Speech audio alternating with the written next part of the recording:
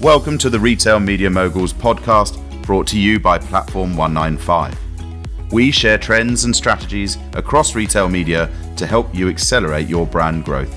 I'm your host, Stuart Adamson. Welcome to the Retail Media Moguls podcast. I'm your host, Stuart Adamson, founder and CEO of Platform 195.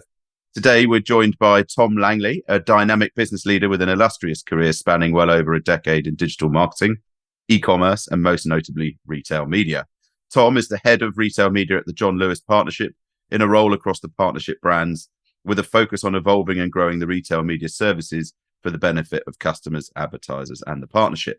Prior to joining the partnership, Tom spent 15 years at Dunnhumby, no less, working with Tesco and other retailers around the world to design and build their retail media businesses. Beyond strategy, Tom has been a beacon in leveraging data science to understand and enhance the shopper experience. Tom, welcome to the podcast.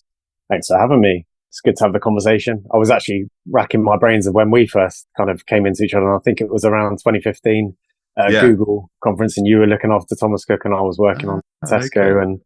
And I think we've all kind of seen the rise of the conversation around retail media. But actually, for those of us in the know it's kind of always existed in and around retail since retail began, really. And then obviously we sort of met a couple of years ago, I think, when you were sort of starting at the John Lewis. Tell us a bit about that journey at John Lewis and how that's going and how that's gone so far. Yeah, definitely. It's been a great journey for me at John Lewis, having worked, with Tesco, Kroger, kind of big grocery retailers around the world. And the bits I've had to get my head around with the partnership have been partly in grocery. Actually, Waitrose is very different to a lot of the grocers that we'd worked with because of the premium nature.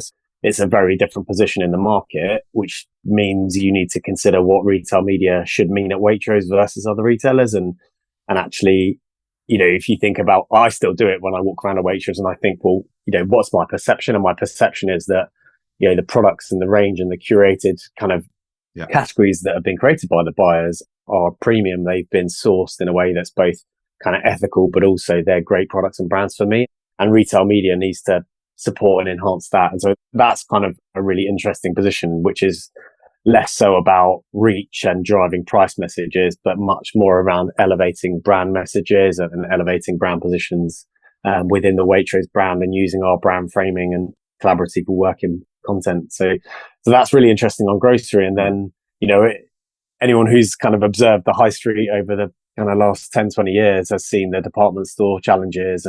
So that's really interesting. And John Lewis is kind of probably the last remaining, department store in the UK that's still trading. And we're very much an omnichannel, department store. It's not kind of, we have 34 or so stores, but really, getting close to 70% of our sales are now online. So I think partly my journey has been to just observe the organization and what is the partnership and then what's the right retail media offering for the partnership. And, I think classically where retail media has existed in the partnership for 10 or so years, and it's been, had a team within the commercial department, selling space around the stores. We've had good magazines. We've had, banners on the website, but it's had zero investment and support from the senior teams. I think that's a common challenge in most organizations where some very kind of entrepreneurial people within the commercial department have created some propositions, but they haven't had that support from data, technology, exec level support to give it sustainable investment so that you can truly grow. And, I think that's been the challenges. Problem one is to articulate what is retail media to the organization. And then kind of challenge two is then how do we then invest into retail media in the right way? Retail media in some guys is 4 macro channels. You've got store channels, you've got CRM and loyalty channels, you've got on-site channels, and then you've got off-site. You can't evolve all of those in one go in 1 year. You need to go on a bit of a journey across a probably 3 to 5 year period and invest into. And it really, I guess the journey has been to articulate what do we do in what order, in what we believe is, potential to double what we make in retail media, but also to go on a great journey with brands to help them grow their brands through, working with us, working with, our retail media offering and our data and insights offerings. And are you getting that support now? Is that coming from the senior team?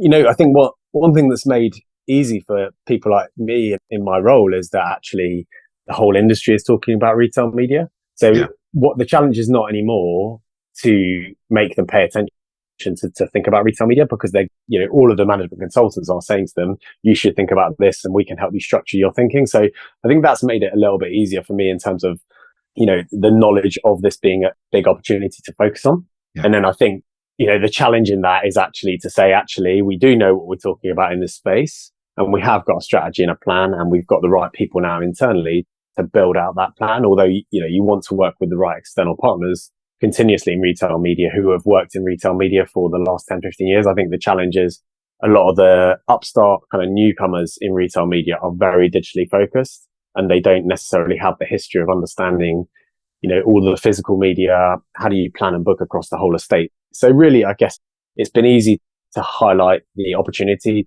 to the exec team. And then I think it's a bit more of a journey to say, well, how do we now organize for success?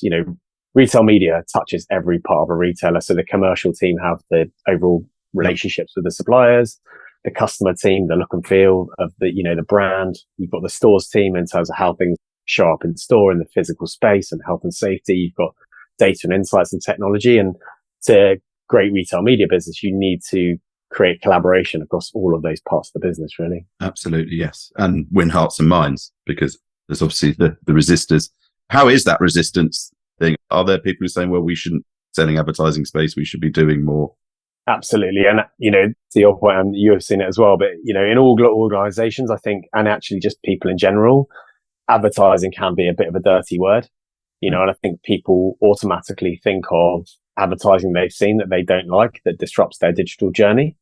They don't automatically think about, some of the great advertising they've seen. And I think what we've had to do is educate people that retail media is a bit different. Typically on Waitrose, we're not selling space to people that are not suppliers.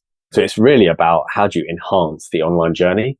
E-commerce is hard for retailers. You go from running stores for years to suddenly you've got tens of thousands of products that you've got to somehow organize in the right way for customers on a very small screen. If you think about mobile, even on web. So, I think, exactly. And retail media becomes the way to merchandise, your kind of online journey, and sponsored products and sponsored search are really your kind of modern merchandising tools, really.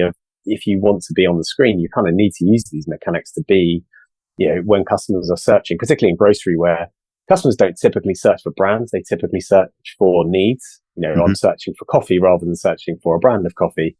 And so, and therefore, how do you get yourself into those listings? And I think it's that kind of modern challenge, and understanding that retail media is not about creating bits of content that are not coherent with the journey. It's about actually enhancing the journey with, bringing brands to life, bringing our brand with supplier brands to life in that customer journey in the right way. Yeah, definitely. Give us a quick overview of what are the actual products that you're selling now, either across Waitrose and John Lewis? Yeah, it's good. It's a little bit different by brand, actually. So I'd say in Waitrose, we evolved our store. We've got store offerings where you can bring your life to, and it's still a lot of store media ends up being cardboard in and around the aisles. That's typically most grocery retailers around the world. But we've also been working with JCDecaux for the last few years, where we've got the digital screens just outside a lot of our stores, which is great because it starts to kind of help enhance what types of content and what sorts of campaigns you can bring to life. Are they for your sole use, or are JCDecaux selling? Yeah, so they're on our land. That's right. So no, but we work in partnership with JCDecaux. We'll sell retail digital screen networks. So, you've got different digital screen providers in the UK. Yeah. JCDecaux work with us and work with Tesco, and they can go to market where they're already working with agencies. And I think this is part of the retail media journey as a retailer is you don't necessarily want to sell everything yourself from day one. Like you might not have the expertise or the network. So digital signage and 6 sheets were a great example of that, where companies like JCDecaux already had kind of built, relationships with the agencies for tens of years.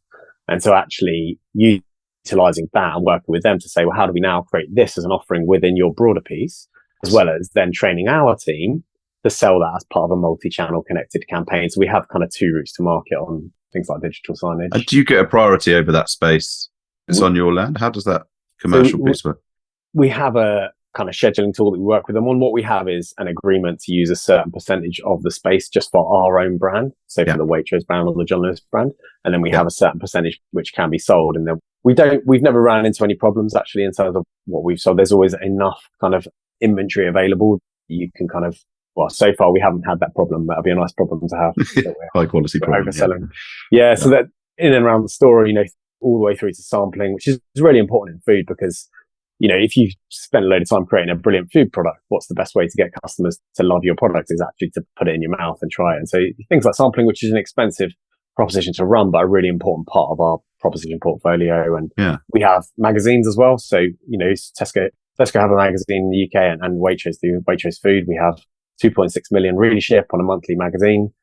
Still really important to customers. Customers still pick it up, read it. And, people think that print is kind of dying off, but actually, customers are still, for these types of food content, are still enjoying kind of flicking through, picking up recipes and ideas from people like Waitrose. So that's the kind of store offering. And then we have CRM and loyalty, which is through our email programs, our direct mail, and on our coupon programs within loyalty, offerings for suppliers to either do, solus emails through to then where we're doing loyalty offers to customers, how the suppliers then invest into that. And I guess that classic piece of like within a loyalty program, if you're delivering personalized offers, part of those are going to be supplier funded. And it's a good way for suppliers to be really like targeted with some of their mechanics. I was going to say, is the Waitrose Club Card data playing into that? Yeah, absolutely. So we've got My Waitrose, which has got about 3 million customers in the UK. And yeah, absolutely. So the key differentiator in loyalty mechanics is that you can be very targeted on past historical purchase behavior, as well as then the measurement. I think coupons always been, I grew up doing coupons with Dunnhumby for Kroger and Tesco, and it's a great playground if you sort of love analytics, data and measurement, because everything's so measurable. You can do a hold out control and be very precise in who you're targeting. So it's a great play, and it's still, a really important mechanic today. It's just that it's evolved from being bits of paper that are sent in the post to typically being in a digital wallet. So for Waitrose, there's a digital wallet. You go and say, yeah, I like that coupon, add it, and adds it to your card. So, the concept is the same. It's moved on a lot from a technology point of view.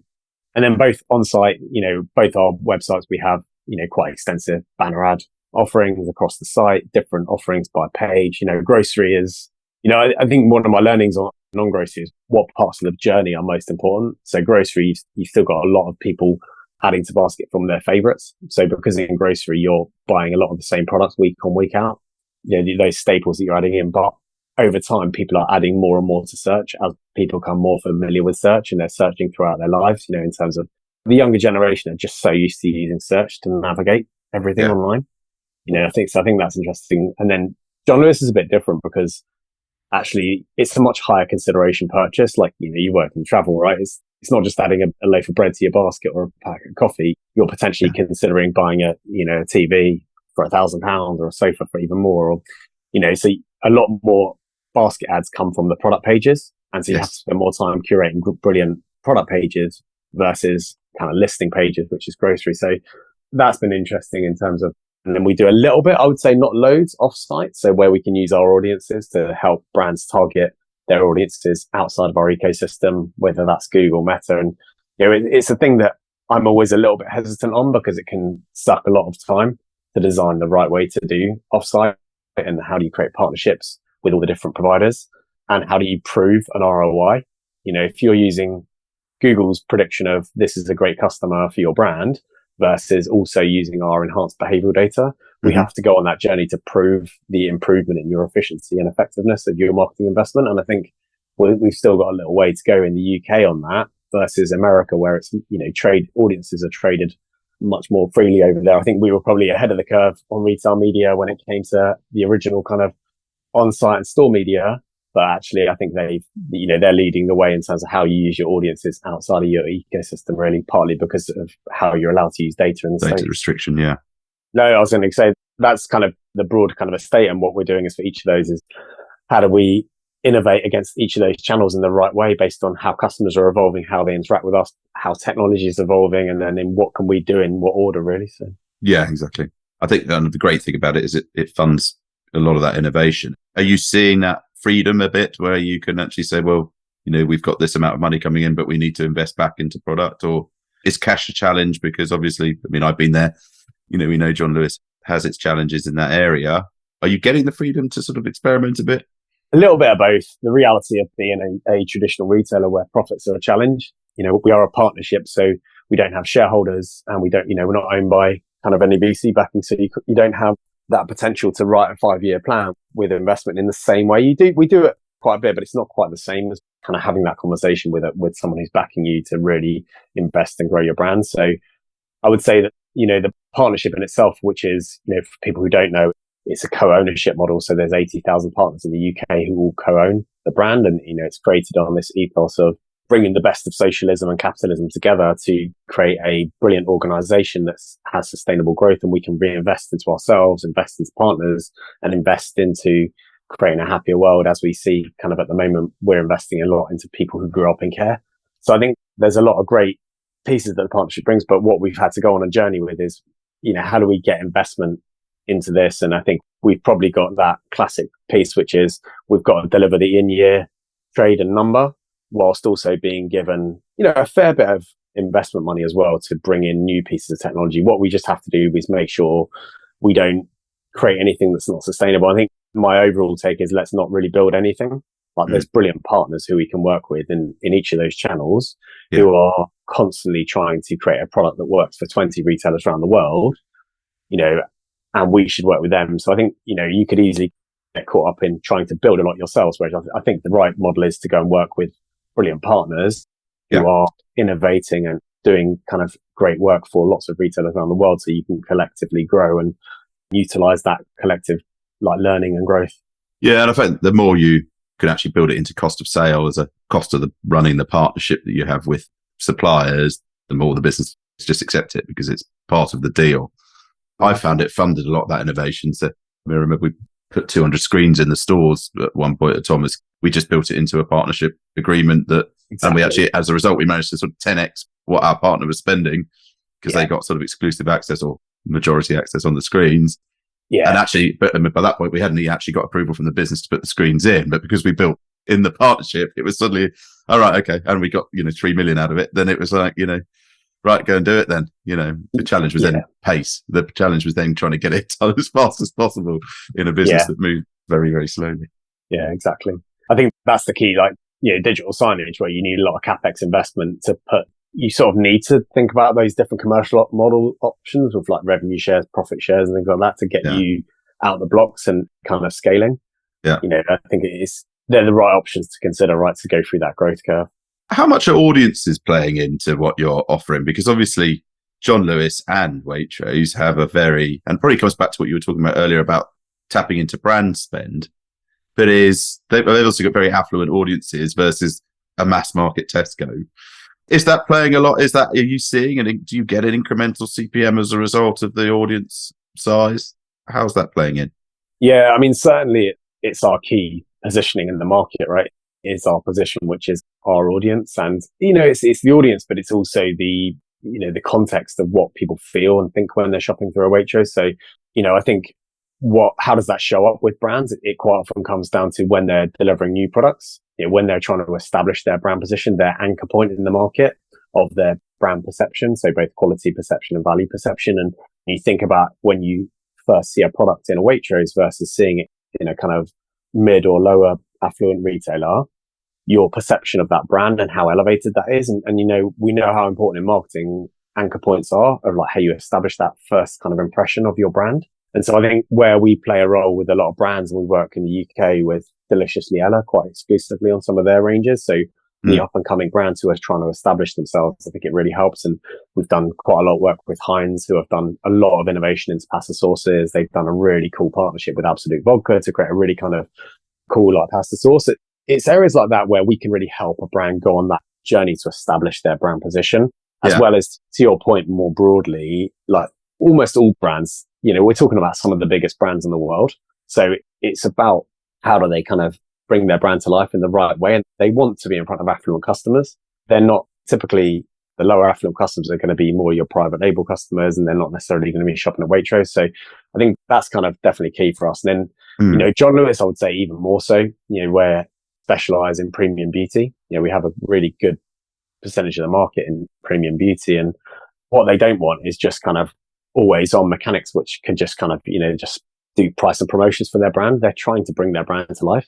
Like the rate of change in beauty is just incredible. Like the number of MPDs you've got coming through each week and the expectation of the market as customers go on this journey of a century of self and people wanting to look and feel good about themselves. Yeah. And beauty is a great category where you've got such a high rate of MPD. And how do you bring those new products to life? How do you get them on the screen, to the point earlier? That's a really important area for us as well, in terms of where, you premium brands to life. And we do a lot more than I've ever seen any other retailer of collaborative content. So our Christmas campaign, for example, and Black Friday, it's our campaign, but we're working with brands on the creative process, and so those moments to build them in. Yeah, exactly. Versus having always on mechanics where the brands can just kind of buy always on as kind of against their brand plan. We do a lot more than I've ever seen in other retailers of really building those big campaigns together with these big brands. It's so impactful because you ultimately, it's all a curated experience the consumers are getting in terms of, and that the suppliers are getting in terms of being part of your brand campaign. Plus commercially, you're already spending that spend generally, or this gives you an increased spend. But actually often it means that you can piggyback and actually, end up a fair amount of profit out of it. I was going to say on that point, if you look at retail profit, right, it's nosedived, right, the last 10, 15 years. Pressure from digital pure plays, pressure from discounters. And part of the challenge on that is e-commerce. E-commerce is expensive to do pick, pack and deliver, to do returns, so there's a lot of costs that come in on the retailer side. And I think retail media starts to become one of those natural mechanics, which is, well, how does everyone pay the right way for their share to make sure this thing can sustain? If it doesn't, these things have to disappear at some point. The cash runs out. Yes. And I think retail media, it really just changes the whole economic model of retail and the whole operating model, where you make less profit from selling the product to customer and more from your kind of ancillary services, data services, financial services. Yep. Retail media is one of those things. Yes. That's the key, right? And actually we saw that at Thomas Cook as we grew that business. It ended up being about 30% of the profit. And actually what happened is that it suddenly changed strategies. So suddenly it was, right, well, 30% is going to be on holiday sales, or i.e. product sales. 30% is going to be on the ancillaries. So, car hire, insurance and all that stuff, and financial services. And then the 30% is on media, and suddenly, having been there sort of, a guerrilla team, sort of, just, making fast growing profit and, fast growing business and, and driving all of that, suddenly we became quite important. Yeah, and we were doing that off 70 people out of 20,000. So suddenly it becomes, quite a thing. And suddenly it gets on everyone's radar. And then at that point, okay, there becomes a bit more pressure, but actually the doors open and people start going, right, how do we make more? How do we make our 30% and that sort of thing? So I get that. It's an exciting turning point in the business when that happens, albeit it does whack a load of pressure on the thing. Yeah, and there's a lot of teams that have to rethink. I think I've seen it in every retailer I've worked with, the journey that e-commerce teams go on, and e-commerce teams are typically starting from a place of being very focused on personalization. How do I get the range online and things like that, right? So it's kind of like organic personalization algorithms rather than like sponsorship concepts within that. And I think the early days of this has been, you've kind of got two silos of thinking. One is thinking about how do I organically create a personalization algorithm that just gives the best result for the customer from a relevancy point of view. And then another team that's trying to sponsor. And I think what we need to keep doing as an industry is bringing those two things together, because actually you're still, within the search, let's just keep going with the coffee example. What I'm not trying to do is put a pizza there. I'm trying to still respond to the customer with a coffee, but I'm trying to bring in the fact that a brand has got potentially a new brilliant brand. They've potentially got a new brilliant price. They've got something to put in there. And that actually is still really relevant to the customer and what they're asking. And I think we have to do a better job of those two things not sitting like separately to each other, but being part of like the same response within the technology. And I'm seeing more of that in some of the technology providers of how do you start to bring the organic result as well as the sponsorship and start to blend the two a bit more together. Yeah. I think that's an interesting journey of just seeing it as part of how online works and how e-commerce works. And I think if you work in an e-commerce team somewhere in the world, you have to be thinking about how media and the funding works as part of that. Yeah, and it's an interesting one because actually I've seen it where it's been blended and then I've seen it broken back out again and then I've seen it blended again. So actually there's almost this evolution of this, but that can only ever work really as well as that algorithm works in terms of, is it actually, is it selling more? Whereas the sponsored listing is always a bit just purer. It's being paid for. It's clear to the customer. It's badged, To the brand as well. that it's such a big change in the behaviors across everyone, the retailer, but also the brand, because as a brand, you go, brilliant, I can go on there, I can see my brand is there, that I've advertised it. Whereas if you start to blend it in, it's harder to just go, look, let me just take a screenshot of my brand and where I've paid for the advertising. I can see it from a compliance point of view. When things are hidden in the algorithms and the data, it becomes a bit harder to prove all those things. So we have to kind of work harder as an industry to say, how do we go on this journey together? Yeah, be really interesting that evolves. You'd mentioned some great brands there with Ella and Heinz. Give an example of a brand that's really embracing this, because it's always nice to see the ones that are thinking creatively and thinking, right, I'm not just going to do a sponsored listing. I'd like to really come here and get some brand experience stuff. So is there any examples you can tell us of? So I mentioned a couple in grocery, more in the kind of lower ones, but I would say in grocery, it's kind of easier because typically, in grocery, retail media has been evolving now for the last 5-10 years. So most of the big suppliers, so like Unilever are always a, great partner. For an example, P&G, the big players for us from a branded point of view, who work extensively across on-site, off-site, store and things like that. So that's kind of been, a journey which is similar to kind of the other retailers. I think in non-food, it's a bit more of a journey where you haven't had the kind of classic retail media and ways of working in areas like premium beauty and fashion. It just hasn't been as kind of big a thing, versus actually where we work with people like Samsung already, who are like really mature in terms of what they want to do with data and insights, also in terms of how they want to activate their brand. And they work extensively with us across the store through to digital, and their teams kind of really want to embrace kind of going on that innovation and learning journey together. Right. I think in non-food, I do think it's a big journey that both, the brands and the retailer has to go on together, where it hasn't got so much structure as grocery. And that's, the challenge and part of what I'm interested in kind of like learning and trying to figure out is that tussle of changing the way the kind of trading agreements are done between like some of those categories. But I think when you look at people like Samsung as some of the great case studies, we've got kind of brilliant examples of work of bringing brands to life across our full estates. Yeah. And I find there's a clash between what wanted for the media team and the brand wanting to do something exciting, say online, and then the quality of the CMS system. Have you found any of that stuff, and how are you getting around that if you are? Yeah. So, you're probably the same. Everyone you work with started from a place of loading content in a CMS. You're essentially putting content, which is a banner, but loading it as kind of web content. So you haven't got any of the ad tech that you would want in terms of being able to target, being able to measure.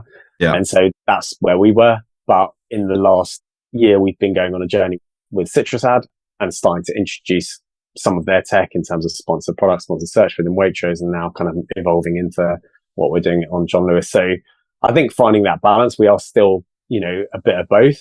But I think my view is that you want to switch over to using ad tech as much as possible. Is that serving landing pages though, or is it microsites and things? Because obviously ad serving, but yeah, exactly. Not yet. I think we have to think about, and I think that's where I think you won't necessarily have one partner that can do everything in on-site, because I think you've got people who specialize much more in that listing type concept of sponsored products, sponsored search, which is kind of Citrus and Criteos and people like that who have kind of grown up that way, versus richer content. I think especially there's a lot of providers now, when you think about how much percentage of sales are going through product pages, and really nice stuff in terms of TikTok videos and things like that you can start building much more immersive, much richer content into those pages. And I think that you're therefore getting different tech providers who are trying to figure that problem out. So I think on site you obviously have to decide what to do in what order, but I think the reality is over time you probably need to work with a handful of tech providers who specialize in the different types of content across the journey. I think you can probably do a lot of your homepage content as via your CMS, and CMS is quite intelligent as well these days, right? You can kind of circulate different types of content through it, because on a homepage we still want to protect our brand. Like, how does our brand show up? It's not so much about adding to basket necessarily. So a lot of it is, how does the John Lewis brand show up to customers on that homepage experience and the Waitrose brand? So I think we would have less variations of content necessarily on that page anyway. Let's talk about data and insight, because obviously that's your heartland. How are you using data as a partnership model? Are you using those algorithms? How deep is it at the moment? So you talked about the club card data. How much are you using that at the moment? Yeah, not as much as I'd like, but we're going on a journey for sure. I mean, we call So JLP, Journalist Partnership, Insights and Media, that's what we've, I guess, called the team within the organization, and giving ourselves an identity both to articulate what it is internally, but also externally. So, we're working on that, but we've consciously called it Insights and Media because I believe that you should really be providing a fairly full suite of marketing services, and insights is a really important part of that. So the first part of data and insights is how do we help suppliers to understand their customers? So how do they understand what types of customers are buying their brand, what types of customers are lapsing from their brand, how are they changing over time, and like that core kind of just customer insight. Are you charging for that, or is that sort of a service? We've done a partnership with Dunnhumby actually. So they've got a global product that they have that we're white labeling and taking to market this year. So that, I think relatively speaking, the questions you want to ask, there's a few providers around the world who have created these solutions that help you answer questions about your customers, of what types of customers are buying it. And so, in that model, there is a license fee per year for the suppliers to essentially access that insight, understand their customers. So I think that helps you then make better decisions across the retail, journey. So it's not just about media, but media becomes one of those areas where you say, okay, now I understand that I've got, I'm winning with this group of customers and, they're spending a lot of money. Whereas I'm actually, let's take men's, you and I, men's fashion. So, I'm buying a Ted Baker shirt, but I also bought a Reese shirt, and I've also bought some own label, and seeing how customers are repertoire shopping across categories as well, and understanding that. So the marketeers can then go, how am I going to market differently? And I think we've not had that base kind of understanding of customer to then feed into how do people then build their plans. So that's the kind of first part of the journey, is to ensure that we have, a relatively democratized understanding of what customer behavior is. And then in audiences, I think on site, I still think is a bit of a journey in terms of how you truly use your first party data. I think you're typically using keywords and what the page is and what that's trying to achieve versus truly putting in an audience. I think it gets over-egged a little bit in terms of the need to have loyalty card data for your on-site media. You can use it for certain banners, but I would say, if you take Amazon and make 80% of their money from sponsored search and sponsored products, it's a bit different because they're a marketplace. Yeah. But those solutions are not typically looking at you as a customer. They're looking at the search term that someone's used. So where can you use your first party data? It's typically in loyalty and CRM, where you can be very targeted. And then when it comes to offsite, so what you do outside your ecosystem, because in those two channels, the data is everything. And I think for us, we're not as mature as I'd like us to be in those two channels. So we want to, and we are investing into putting more into our loyalty program for the next year. So building out a kind of broader pan partnership loyalty scheme that launches next year. And so that we have more mechanics that we can use as retail media to talk to customers, but it also then enhances the swipe rate so that, building up that first party data graph so that we can use it across those channels. So. And how are you finding the inventory challenge? Do you have a challenge there in terms of having enough inventory? Certainly when you get maybe those smaller searches and but a volume of advertisers, are you having challenges around inventory, or are you generally? I think we're still learning about inventory management. I think we're still, to run a retail media organization, you really ideally would have a kind of booking planning tool that then allows you to run insights over the top of it to understand your sell-through rates, your inventory management and things like that. So we're running a lot of that through Google at the moment, but going through a kind of journey to change that. So I think we don't know as well as we would like to in real time. We kind of retrospectively know. So we are selling out in some of our physical channels because you have that kind of finite, in our magazine, you only have so many pages that are advertorials. So there are channels like selling out and we are, reaching capacity. Whereas on site, there's still a huge amount of inventory that we've got in terms of search terms. So then it's how do you unlock the insight to understand what isn't being sold out, in terms of understanding that tail of search terms, and then giving that information to suppliers so they can understand how customers are searching and how can they bid and build a wallet around those things. So I think a bit of a mix, but we definitely have recognized the fact that we don't have a good enough understanding on our inventory management and sell-through rate and how we kind of understand our business. I think if you're your retail around the world, if you can't see it, you can't fix it. If you can't truly see your business and how it's working, what's selling, what's not selling, how much by category, by supplier, et cetera. It's really hard to then ensure optimize that you have a data-led strategy. Exactly. Brilliant. And then, so that also leads then on to sort of the long tail. Obviously you've got your big partners. Are you able to monetize the long tail, or is that creating a resource crunch? Or is there a self-serve ability? How are you dealing with that piece? Yeah, it's a great question because I think our price points, when you're doing tenancy type media, whether it's physical or digital, it tends to be it prices out a lot of the small suppliers, in terms of, what you're offering, because you're basically doing a takeover, and it ends up being quite a big reach. And so actually the brilliant thing about bringing someone like Citrus on is that you can then start to at least have some offerings. And also personalized offers are great for that because they're simpler in terms of content and creative. The brand hasn't got to do a huge amount, and they can go to much smaller volumes of customers. A niche brand, it might be that, it's 10,000 customers who it's relevant for, which is hard to create a mechanic for, whereas personalized offers and sponsored product type offerings are brilliant for that. So that's kind of how we're tackling the long tail. And then, that's making sure we've got the inventory. And then secondly, how do we talk to them all and let them know we've got those things? A lot of those small suppliers don't have huge amounts of resource. You might have the same person who's doing the trading agreement, doing the marketing agreement. A lot of small suppliers where they're run kind of in a very small team, they don't necessarily have the number of people or the expertise. So that part of our journey is how do we educate and make it simple for them to invest across the year. Yes. With building their wallet, but then that wallet can spend across the year rather than them needing to look at each week and optimize it like you would if you're a big brand.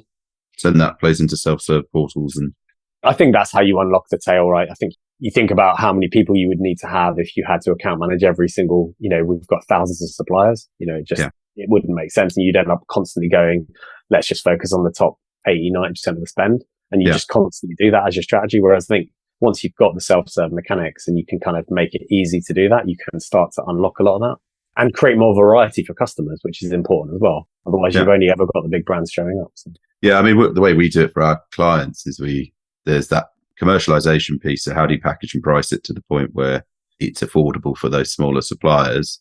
Then there's the tech piece, is how do you actually automate most of that ad creation, sign off, trafficking, optimization, then reporting and evidencing, and then getting that back to the contact that's in touch with that supplier and back to the supplier directly. And, getting where it works enough that you create this loop, and then also the inventory challenge is, not all of the, you suddenly start putting 5,000 suppliers on the site that we had and we do now for some of our clients, certainly in the hundreds, is, the inventory runs out, or you haven't got enough, or you haven't got enough to go around everybody. So that's where we start building in other things in order that, you can maximize volume of supplier and revenue. But at the same time, you've got this, so I've completely forgotten, I've lost my thread. What you're saying completely makes sense. And I think that's true for our big search terms. If you think about some of the categories where you've got high competition from a big, where dishwasher tablets and things like that, where you do end up having that challenge of how do you think creatively? Otherwise, the customer's going to just see the same thing. And then I actually think I like about the kind of new models of being more cost per click is that you're also incentivizing the right thing for what customers are going to do. So what does a customer want to do when they see something? They want to interact with it. They want to add to basket. Yeah. If they don't, then it's not relevant. So I quite like that we're naturally optimizing it for the right thing for customers when you charge kind of based on does a customer interact with it. Yeah. I think that's what I was going to say is that naturally supplier will tend to gravitate towards the sponsored listing just because it tends to perform the best at the expense of everything else. And actually, if you're trying to maximize the volume of what you're getting from a long tail of suppliers and, while servicing the fat tail or the big ones, is you've got to really be careful because otherwise they'll stop buying anything else and just buy the sponsored listing. So there are ways of navigating that commercially.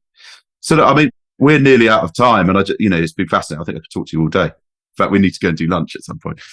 But I think, tell me about, as we end, obviously the challenges of being in a multi-channel retailer. We've talked about those.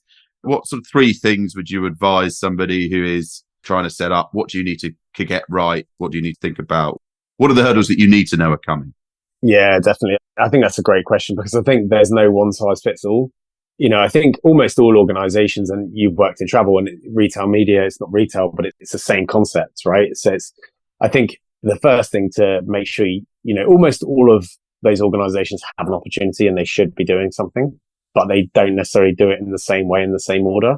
And I think the key things to think about in that are, in retail, how much own label do you sell versus branded goods? That's really important. Like if you're not a big branded retailer, then you're probably going to have a very different type of offering, if any offering at all for brands. I think the other area is how much data have you got and, what are the right mechanics if you've got a huge amount of data versus you haven't got much data. You can start with very limited amount of data and you can create plenty of propositions. So I think how much creative freedom are you going to give to brands in your experience? So I think like helping with someone who's an expert of retail media, don't work with someone who hasn't. I think it's still a niche field where you need to work with people who have genuinely done this before. I think management consultants and people like that have a place in organizations where you're really trying to think through a problem. This is a problem that some people have solved. And I think you need to go and work with a true expert who can map out the right strategy and plan for you and what's the right retail media strategy for your organization. Because it will be an opportunity, but it won't necessarily be the same as what someone down the road is doing. So I think doing the right thing for your brand is probably the most important place to start. And hiring either an expert, hire them into your business, or work with a great partner agency who can support you on that journey. I want to say thank you very much, Tom. We are that partner agency. Look, thank you so much for taking time. Sadly, we're out of time, but it would be, as I said, we'd talk to you all day. But look, hopefully you can come back and we can talk to you again, and see how that journey is evolving and what's next in the John Lewis and Waitrose journey. It would be lovely if you can. Yeah, definitely. Thanks for having me. It's great to have the conversation. I think it's, something that's going to keep it evolving over the next couple of years. So it's good to keep kind of talking through, the learnings we've all had, what's worked, what hasn't worked, so we can kind of keep evolving the industry together, I think. The Retail Media Moguls podcast is brought to you by Platform 195. To learn more about Platform 195 and how to connect retail media with intelligent marketing to accelerate growth, visit platform195.com. And then make sure to search for Retail Media Moguls in Apple Podcasts, Spotify and Google Podcasts, or anywhere else podcasts are found. Make sure to click subscribe so you don't miss any future episodes. And on behalf of the team here at Platform 195, thanks for listening.